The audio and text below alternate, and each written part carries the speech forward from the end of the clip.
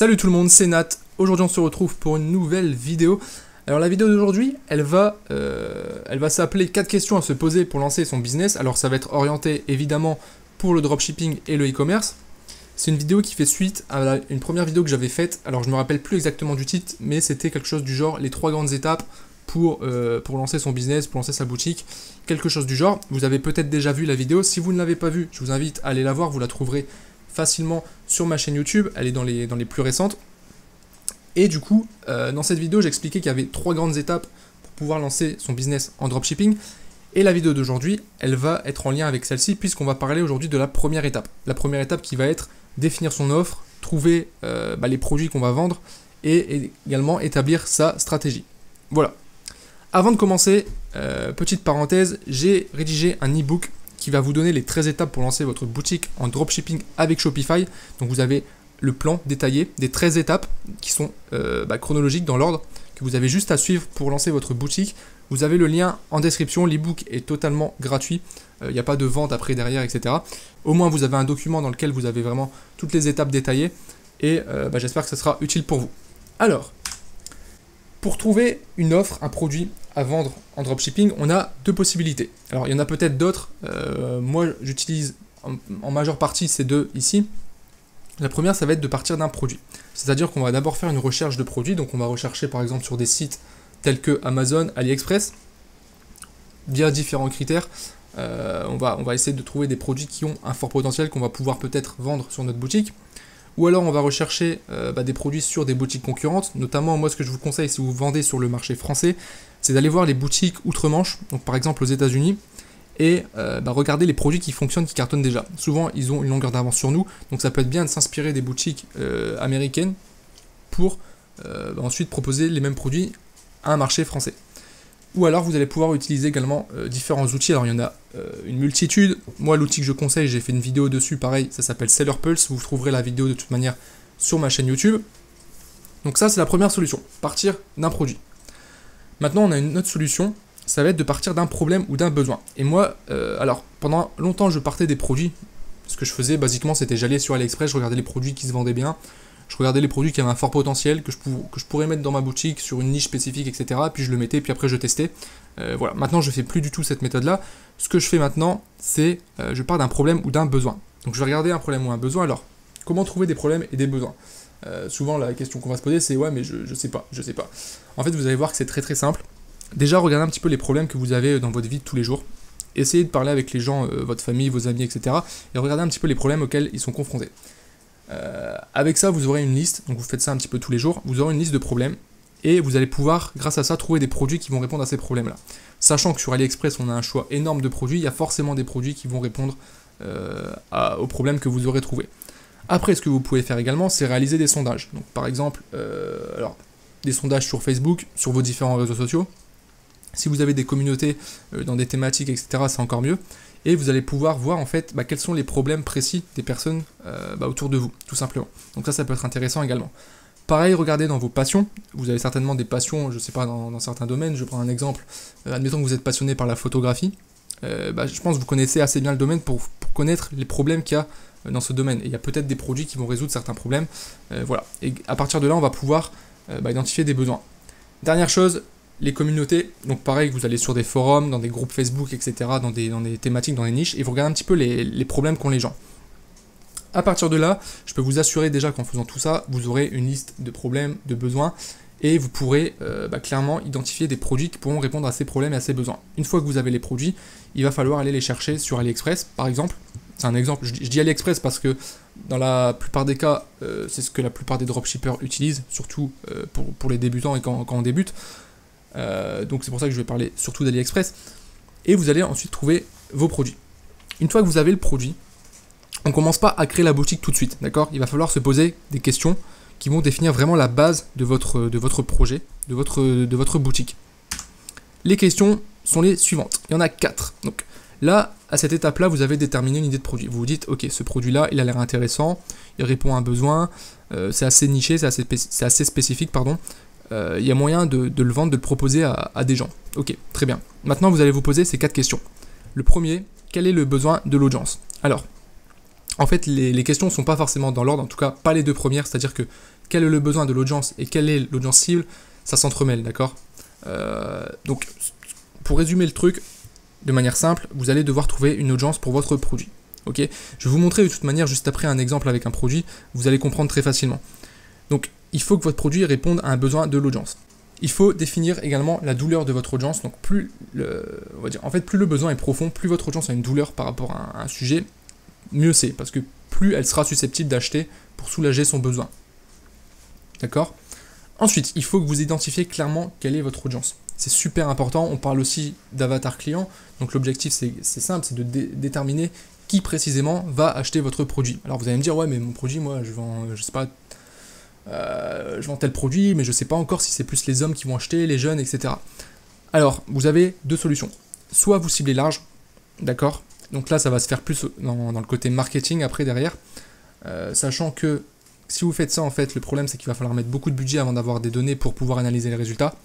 Soit vous faites un choix volontaire dès le départ de dire je cible que cette partie de la population là. En fonction des produits, vous allez pouvoir orienter votre choix. Par exemple, vous vendez, je sais pas, une canne à pêche. Vous vendez une canne à pêche. Bon, l'exemple est un peu bidon, mais j'ai pas d'autres exemples en tête. Vous allez peut-être plus l'orienter à des hommes parce que de manière générale, c'est plus souvent des hommes qui pêchent. Voilà. Et je sais pas, alors je dis peut-être une connerie, je m'y connais pas en pêche, donc je sais pas, mais c'est peut-être des hommes de 50 à 60 ans qui ont plus l'habitude de faire de la pêche. Donc, vous allez plus vous adresser à cette audience-là, par exemple, d'accord ? Mais c'est important de resserrer, et après, de toute manière, si ça marche pas avec cette audience, vous pourrez plus tard la changer, pivoter, comme on dit.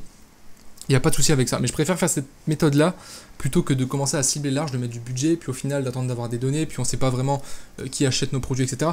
Enfin bref, c'est ma façon de faire.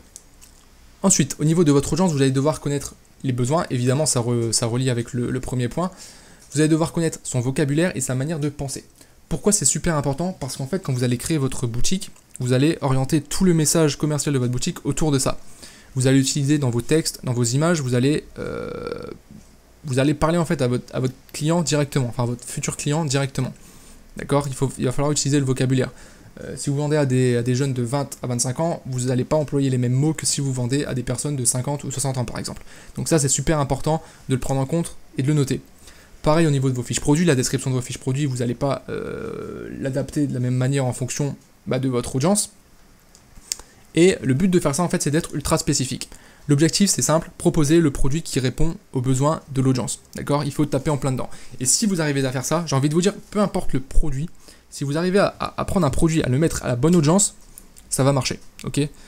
Bien sûr, après, il y a quelques règles comme faire une boutique professionnelle, réussir à... Enfin, il faut quelques stratégies marketing quand même pour faire les choses bien, mais vous aurez déjà la bonne base. Ok ? Il y a tellement de personnes qui se trompent, qui prennent des produits comme ça, qui ont aucun ciblage, qui n'ont rien du tout, ils mettent des produits sur une boutique, et puis ils pensent que c'est la pub Facebook qui va faire que ça va vendre.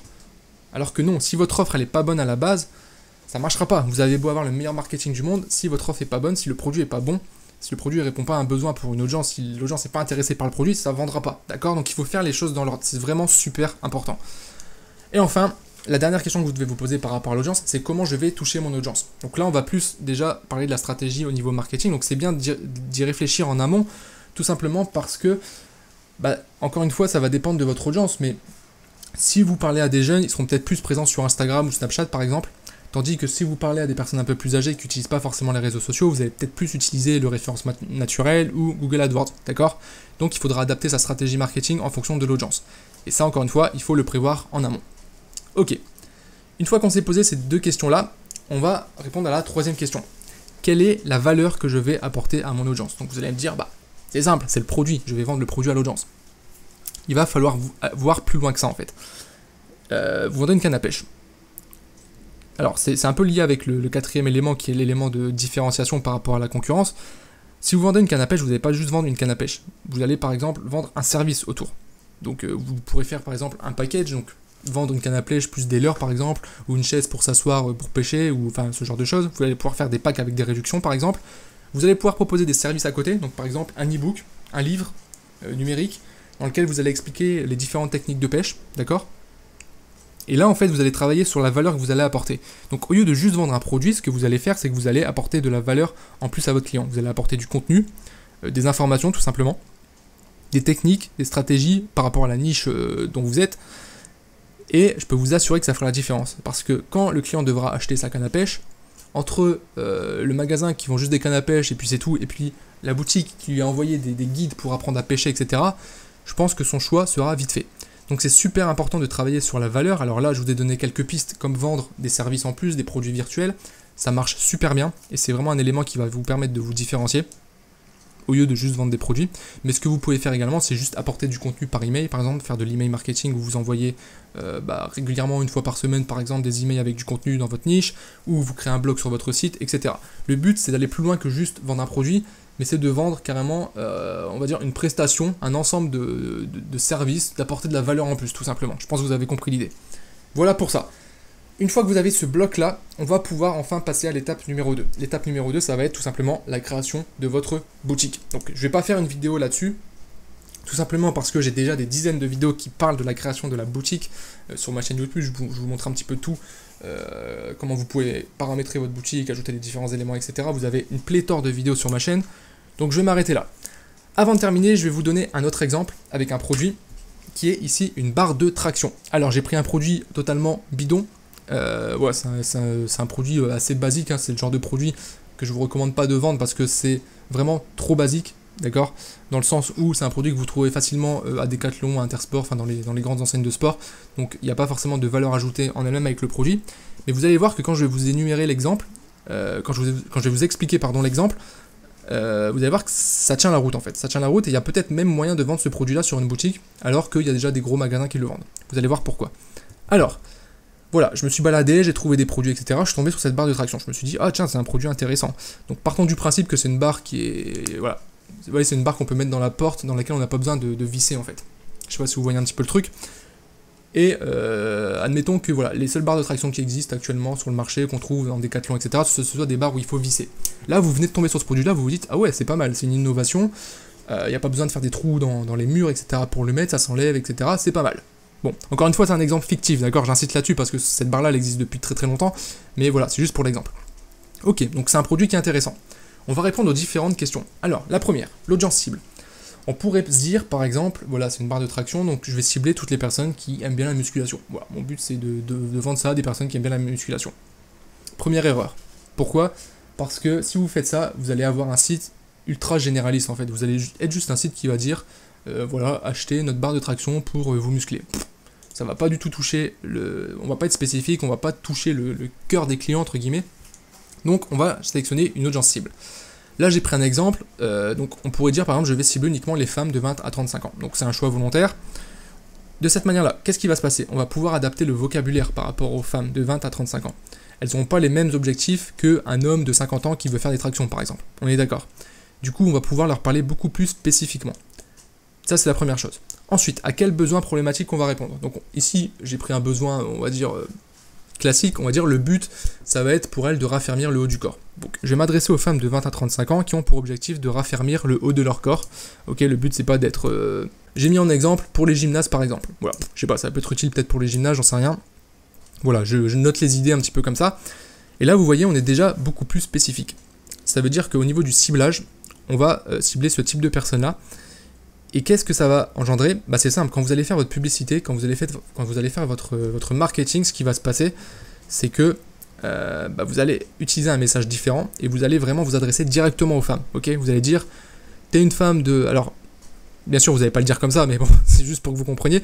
T'es une femme de 20 à 35 ans, tu fais du sport, etc. T'aimerais bien avoir un outil à la maison pour pouvoir te muscler, parce que voilà, t'as pas forcément envie d'aller à la salle, etc. Donc on joue vraiment sur les besoins, on peut même aller encore plus loin en disant, par exemple pour les personnes qui sont en obésité, voilà, vous n'avez pas forcément envie d'aller à la salle, etc. parce que vous avez peur du regard des gens, etc. Donc nous on propose des produits pour les femmes qui veulent retrouver, qui veulent perdre du poids tout simplement, et du coup là on a la barre de traction, vous pouvez le faire chez vous, etc. etc. Vous voyez, là on accentue vraiment sur le besoin, et on s'adresse directement à la personne. Et en plus, on joue sur des besoins profonds, le regard des gens, etc. Donc ça, je peux vous assurer, ça vend. Ensuite, une fois qu'on a ça, on va pas juste se contenter de vendre la barre de traction. On va se différencier de la concurrence. Donc comme je l'ai dit, on va proposer autre chose à côté. Et la première chose qu'on pourrait faire, ça serait par exemple dire, voilà, quand la personne arrive sur ma boutique, on offre gratuitement un programme pour réaliser des tractions. Voilà, un programme sur un mois avec des exercices, etc. qu'est-ce qu'on va faire à la fin une fois qu'on a proposé le programme? On va récupérer l'email en échange, très très important, n'oubliez jamais ça, quand vous proposez quelque chose de gratuit, récupérez l'email, parce que grâce à l'email, après derrière, vous allez pouvoir offrir de la valeur à la personne, et c'est ce qu'on va faire, tout simplement. Derrière, on va envoyer un email, alors peut-être 1 ou 2 emails par semaine, dans lesquels on va continuer à lui envoyer du contenu, des conseils pour faire des bonnes tractions par exemple, et à un moment on va dire, bah voilà, on te propose le programme, maintenant, bah, ce qu'il te faut c'est une barre de traction. Ça tombe bien, nous, on vend une barre de traction. Voilà. Et là, je peux vous assurer que vous allez faire des ventes. Vous pouvez aller encore plus loin, c'est-à-dire que vous pouvez vendre carrément un programme plus poussé sur la musculation au poids du corps, donc avec des barres de traction. Vous pouvez même vendre également des roues pour abdominaux, des cordes à sauter, enfin des produits en plus en fait. Et ce que vous allez faire, c'est que vous allez faire par exemple un package là-dessus. Bon après là, voilà, il y a énormément de possibilités au niveau marketing. Vous pouvez très bien dire, voilà, on vend la barre de traction. Actuellement, si tu achètes la barre de traction, en plus de ça, on t'offre un programme, enfin on te vend un programme de musculation ultra complet sur 6 semaines, dans lequel tu vas apprendre tu vas perdre du poids avec les exercices, etc. Et on te le fait à 20 € au lieu de 40 €. Mais seulement si tu achètes la barre. Et du coup, on combine les offres comme ça, et forcément, bah, derrière, ça va vendre.